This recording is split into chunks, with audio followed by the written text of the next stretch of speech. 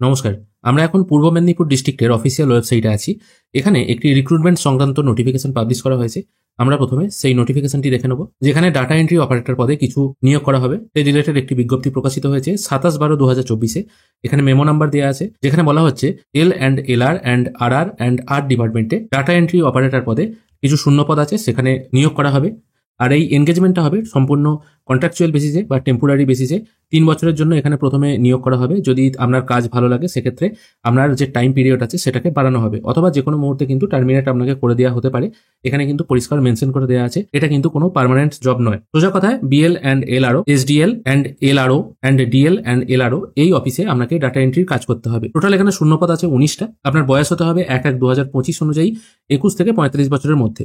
আপনাকে অবশ্যই পূর্ব মেদিনীপুর ডিস্ট্রিক্টের স্থায়ী বাসিন্দা হতে হবে। কোয়ালিফিকেশন বলা হয়েছে কম্পালসারি আপনাকে থাকতেই হবে গ্র্যাজুয়েশন, অবশ্য মিনিমাম আপনার 60% মার্কস থাকতে হবে। আর কম্পিউটার অ্যাপ্লিকেশনে বা কম্পিউটার আপনার জ্ঞান থাকতে হবে। মিনিমাম 6 মাসের কোনো কোর্স আপনার যেন করা থাকে। এখানে আপনাকে বেতন দেওয়া হবে 13,000 টাকা প্রতি মাসে। এখানেও মেনশন করে দেওয়া আছে এটা 3 বছরের জন্য প্রাথমিকভাবে আপনাকে নেওয়া হচ্ছে।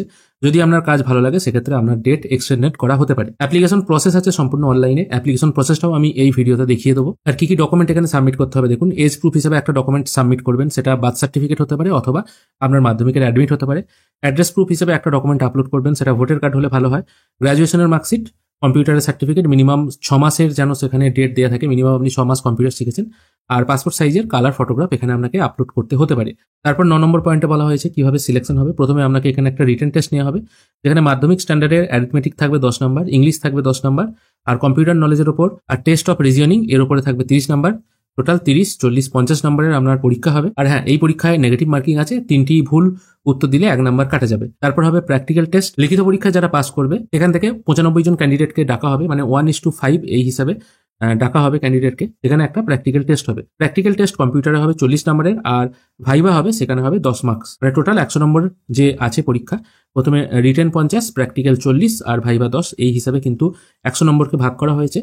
ফর্ম অনলাইনে ফিল আপ করতে পারবেন 1/1/2025 থেকে। ফর্ম ফিল আপ চলবে 15/1/2025 পর্যন্ত। রিটেন টেস্টের ডেট এখানে দেওয়া হয়েছে 9/2/2025, মানে ফেব্রুয়ারি মাসের 9 তারিখে, যেটা রবিবার পড়ছে। আর রিটেন টেস্টের জন্য অ্যাডমিট কার্ডও আপনারা কিন্তু পূর্ব মেদিনীপুর ডিস্ট্রিক্টের অফিসিয়াল ওয়েবসাইট থেকে আপনারা ডাউনলোড করতে পারবেন। এখানে একটা হেল্পলাইন নাম্বার দেওয়া আছে, এখানেও আপনারা ফোন করে যদি কোনো রকম আপনাদের জিজ্ঞাসা থাকে সেটা কিন্তু আপনারা ওখানে ফোন করে জানতে পারবেন। আমার ভিডিও ডেসক্রিপশনে এই ওয়েবসাইটের লিঙ্ক আমি দিয়ে রাখবো, সেখানে ক্লিক করলে আপনারা সরাসরি এখানে চলে আসতে পারবেন। এখানে আসার পর একদম প্রথম অপশনে আছে দেখুন রিক্রুটমেন্টের কথা, এখানে click here to apply online, এই অপশনটায় ক্লিক করলে আপনারা একটা এক্সটেন্ডেড ওয়েবসাইটে চলে আসবেন। এখানে আসার পর এখান থেকে 3টি অপশন আছে। এখান থেকে অ্যাডভার্টাইজমেন্ট অপশনে ক্লিক করলে আপনারা যে অ্যাডভার্টাইজমেন্টটা আমি এক্ষুনি আপনাদের দেখালাম সেটা ডাউনলোড করতে পারবেন। এবার আছে অনলাইন অ্যাপ্লিকেশন ফর্ম, এই অপশনটায় আপনি যখন ক্লিক করবেন আপনাদের সামনে এই টাইপের একটি ফর্ম ওপেন হয়ে যাবে। এখানে পোস্ট অ্যাপ্লাইড ফর, কি পোস্টে আপনি অ্যাপ্লাই করতে চাইছেন সেটা এখানে শো হচ্ছে। এখানে ডাটা এন্ট্রি অপারেটর একটাই পোস্ট আছে, সেই জন্য এটা ডাটা এন্ট্রি অপারেটরই থাকবে। তারপর নেম অফ দ্য ক্যান্ডিডেট, এই জায়গায় আপনার নামটা লিখবেন। তারপর আপনার বাবার নাম কিংবা হাজব্যান্ডের নাম এটা লিখে দেবেন। আর এখানে বলে রাখি এখানে পুরুষ ও মহিলা উভয়ই কিন্তু অ্যাপ্লাই করতে পারবে। তারপর আপনার মায়ের নামটা এখানে লিখে দেবেন। এখান থেকে আপনার জেন্ডার সিলেক্ট করে নেবেন, মেল, ফিমেল না ট্রান্সজেন্ডার। তারপর এখানে জিজ্ঞাসা করা হচ্ছে আপনি ইন্ডিয়ার বাসিন্দা কিনা, ওটা অবশ্যই ইয়েস টিকমার্ক দেবেন। আপনি যদি হ্যান্ডিক্যাপ হয়ে থাকেন এই অপশনটায় টিকমার্ক দেবেন, অন্যথায় দেওয়ার দরকার নেই। তারপর জিজ্ঞেস করা হচ্ছে আপনার বাংলা এবং ইংরেজিতে নলেজ আছে কিনা, এটাও টিকমার্ক দিয়ে রাখবেন যদি আপনার নলেজ থাকে। তারপর আপনার ডেট অফ বার্থ এখানে বসাবেন। ডেট অফ বার্থ এখানে পুট করলে অটোমেটিক আপনার এজটা ক্যালকুলেট হয়ে এখানে চলে আসবে। এরপর আপনার ফোন নাম্বারটা এখানে বসাবেন, ইমেল আইডি এখানে পুট করবেন। আধার কার্ড নাম্বারের পাশে স্টার মার্ক দেওয়া নেই, তাও আধার নাম্বারটা এখানে বসিয়ে দেবেন। তারপর আমরা যে প্রেজেন্ট অ্যাড্রেস আছে সেটা এখানে পরপর বসিয়ে দেবেন, village, post, police station, district এই হিসেবে বসিয়ে দেবেন। তারপর আপনার পার্মানেন্ট অ্যাড্রেস যেটা আছে সেটাও এখান থেকে সিলেক্ট করে নেবেন। দেখুন এখানে পার্মানেন্ট অ্যাড্রেস কিন্তু ডিস্ট্রিক্ট পূর্ব মেদিনীপুর সিলেক্ট করাই আছে, এটা আপনি চেঞ্জ করতে পারবেন না, কারণ আমি প্রথমেই বলেছি আপনাকে পূর্ব মেদিনীপুরের স্থায়ী বাসিন্দা হতে হবে। তারপর আপনার এডুকেশনাল কোয়ালিফিকেশন কি আছে সেগুলো একটা একটা করে ফিল করে দেবেন। অবশ্যই কোয়ালিফিকেশন হিসেবে আপনার গ্র্যাজুয়েশন মাস্ট থাকতে হবে। কোয়ালিফিকেশন ফিল করবেন কিভাবে, প্রথমে এখানে বোর্ডের নামটা দিয়ে দেবেন, তারপর কি কি সাবজেক্ট ছিল।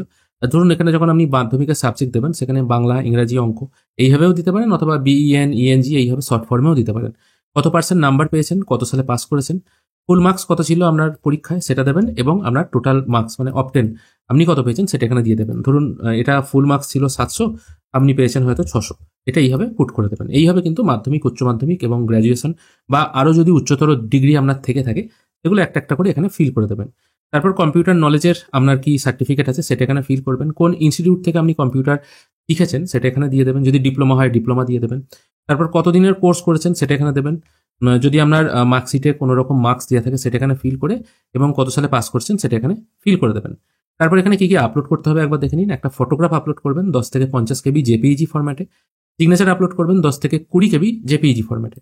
এজ প্রুফ একটা আপলোড করতে হবে, সেগুলো 10 থেকে 100 কেবি জেপিইজি ফরম্যাটে। বাদ বাকি এখানে যে ডকুমেন্টসগুলো আছে আর কি, permanent address proof, voter card upload করে দেবেন, গ্র্যাজুয়েশনের মার্কশিটও আপলোড করে দেবেন, এইভাবে কম্পিউটার সার্টিফিকেট, এখানে পরপর জিনিসগুলো আপলোড করে দেবেন। তারপর এই অপশনটায় টিক মার্ক দিয়ে এখানে যে সিকিউরিটি কোডটা আছে সেটা ফিল করে সাবমিট করবেন। ফর্ম ফিল আপ হয়ে যাওয়ার পর প্রিন্ট অ্যাকনোলেজমেন্ট স্লিপ এই অপশনটায় ক্লিক করলে আপনারা আপনাদের ফর্মে রেজিস্ট্রেশন নাম্বার এবং ডেট অফ বার্থ পুট করে সাবমিট করলেই কিন্তু আপনারা ফর্মটি ডাউনলোড করতে পারবেন।